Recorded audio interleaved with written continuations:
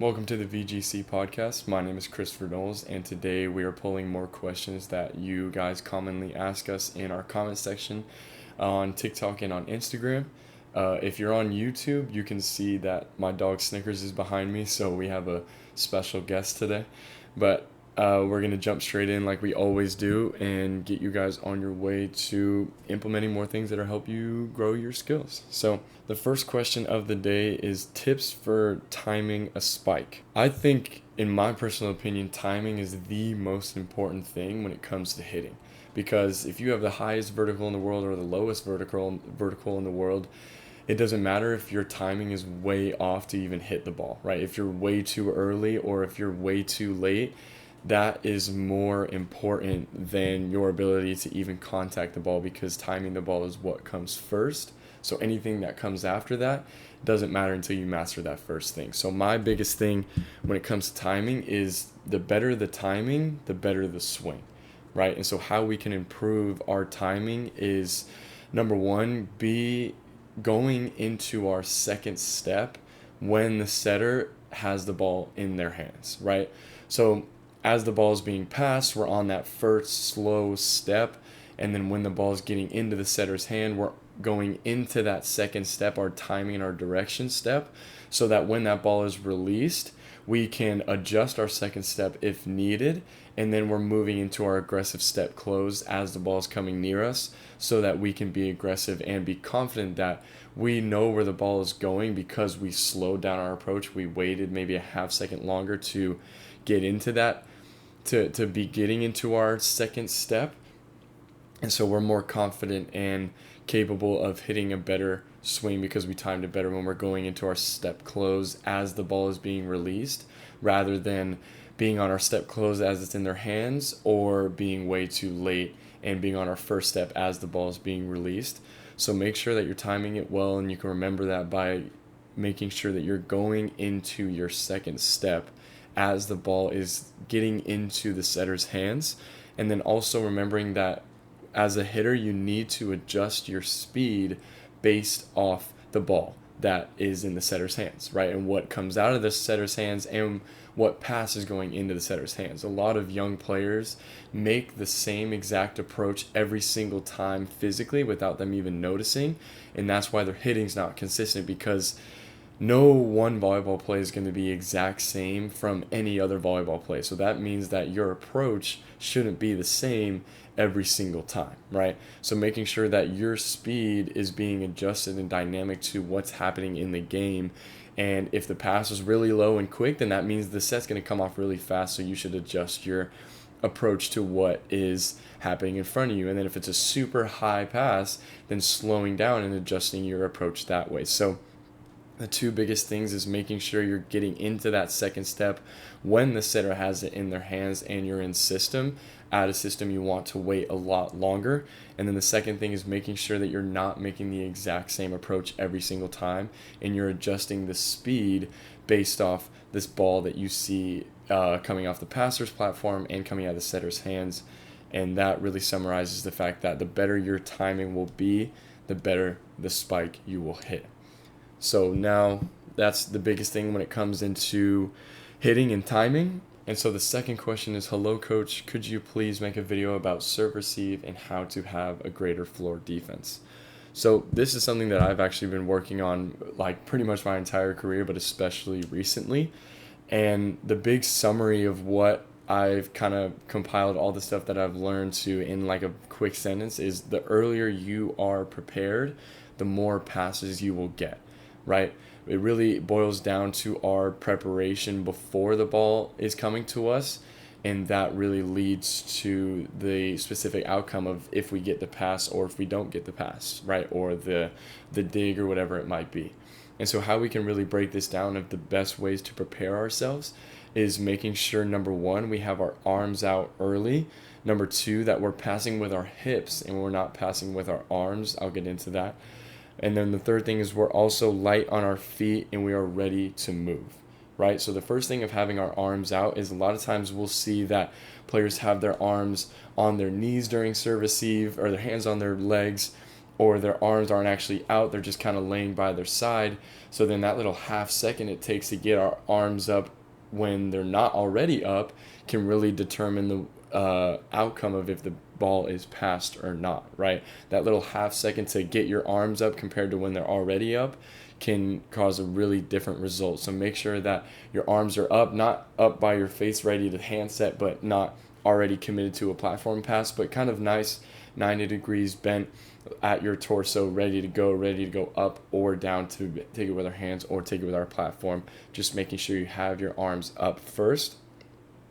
The second thing of passing with your hips is something I really learned recently that I think is something that's really going to unlock a lot of my defensive power. More specifically, this is for serve receive as well, but it's more aimed at defense, of trying to pass with your hips rather than your arms, because a lot of the time we swing our arms to try and get to the ball, and that results in a lot of balls sprayed out or sprayed behind us.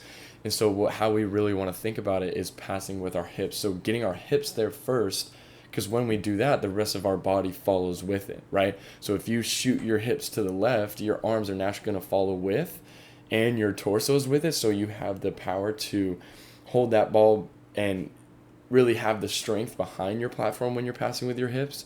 So just think about passing with your hips first rather than your arms, so that you can make more great defensive efforts and plays. And then the third thing is just being light on your feet. A lot of players, especially taller players, coming from experience, someone who gets stuck very often, is we're not very light on our feet. We're not really truly ready to move at a moment's notice. So just make sure that's something that can really help with having a split step, is being lighter on your feet. So when you make that split step, you're able to move in any direction that you need to quickly, rather than being planted like a tree in your position. And if it moves to the left or to the right or in front of you, it's a lot harder to get to unless you're lighter on your feet. This is definitely something that I'm working towards, but just make sure you're working on having that split step and you're a lot lighter on your feet. So it's arms out, passing with your hips. The lighter you are on your feet, the better. And the more you are prepared earlier, the better the passes you will get and the more passes you will get. So those are my really three biggest things when it comes down to serve, receive, and passing. Now the third question is, as a hitter, how do I make good hitting decisions? Example is when to place shots or where to swing. So this is actually a great question, because I think hitting decisions is actually very important, especially at the higher levels, of not just needing to hit as hard as you can every single swing. That's definitely something that I was doing, especially like 16, 17's year, is I always thought like roll shots and tips were like a form of weakness, like you can't really hit the ball. And that resulted in me getting a lot of great super hard swings, but then it also resulted in me getting blocked a couple times when I really shouldn't have. So that was a big mindset shift for me, of like, hey, it's okay to tip, it's okay to roll shot. It's not a sign of weakness, right? It's a sign of that, hey, you're playing the game a lot better and you're playing it a lot smarter. So I think the way I really think about it is beforehand, and then really a lot of what decisions come down to is what you see during. So when you eye check what's in front of you as far as the block that you see, that can really result in like what is going to happen if they go try and do block you and you do get set. Because if you see, oh, like for me as an opposite, oh, the outside is way too far inside, or the middle is already biting on the middle super hard, so if I get set, I can go angle, right? Just the smallest eye check before you even get set can really give yourself a lot of great information that you can utilize when you're hitting, right? And things like that. So on the outside, it's like, oh, if the middle and the oppo are already going over to block the three, then you have angle wide open, right? Or you have line if the opposite dives in, right? And that's something that you can see before you even get set. So reading the blocker and reading what's in front of you before you even get set is a huge thing as far as getting yourself ready to understand what's going to be in front of you if you get set. And then the second thing is reading your block again, but as you're hitting. So as you're going up and approaching, being able to see the hands in front of you is a great tool to utilize. So that is also a good piece of making sure that you're not hitting way too far above you, right? You're not hitting with the ball right on top of your head to where you can't see anything in front of you. You want to be contacting the ball in front of you so you can see what's in front of you and the hands in front of you. And so when you're able to see the hands in front of you, that really showcases what's happening in front of you and what shots are available to you, right? Is there a seam in the block, right? If there's two hands over here and two hands over here, that means there's a gap and you can hit in between there, right? If they really did a great job of closing, but it's too far inside, that means you have line, right? And so being able to use your peripherals and see the block in front of you as you're swinging is a huge tool that you can use to actually just literally pick apart blocks and utilize the different swings that you have in your arsenal. And something that I really think about as far as should I hit the ball really hard or should I make a shot like a roll shot or a tip is if there's an opening, hit it, right? Like if you see a gap in the block, go for it and hit it as hard as you can. Like if they make some crazy play and move their hands and block you, like so be it. You saw the gap and that's what you're going for and that's what you're trained to do, right? If they're way too far outside and you can see the libero and the middle back, that's how much angle you have, hit it as hard as you can, right? And the same thing for the line shot. If they parted like the Red Sea and there's so much line, then go for it, right? If you hit it out, that's something else. You know what I mean? But if you just see that and make that decision that there's a huge opening, then hit it as hard as you can. But in cases where if it's a truly solid double block or it's a little bit tighter, it's a little bit too far off, you're in a little bit of the best in system situation, then that's where you can really go for a shot like tooling it off, tipping it over, roll shotting it to the off blocker, and the thousands of different shots that are open to you in just really as a hitter.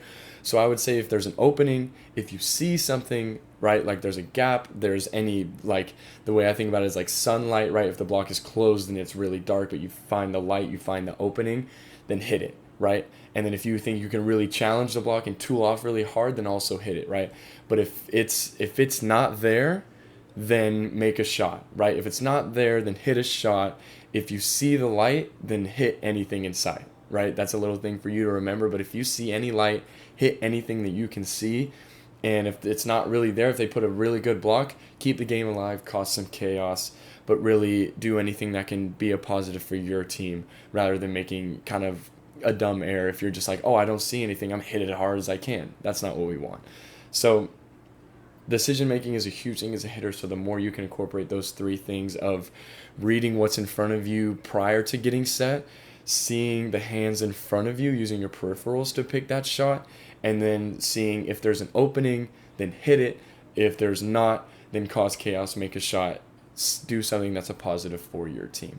So those are the three questions that we've answered in this podcast. That's the end of the episode. If you liked what you heard or you really got something that can really benefit you and you're something that you're going to implement, then share the show, put it on your story, put it somewhere to really help other players get to that level that you're working towards. And if you're here at the end of the podcast, you're obviously working to implement more things into your game. So share this episode, share the show with more volleyball players that want to learn just like you, and we will see you next week, and always grow together.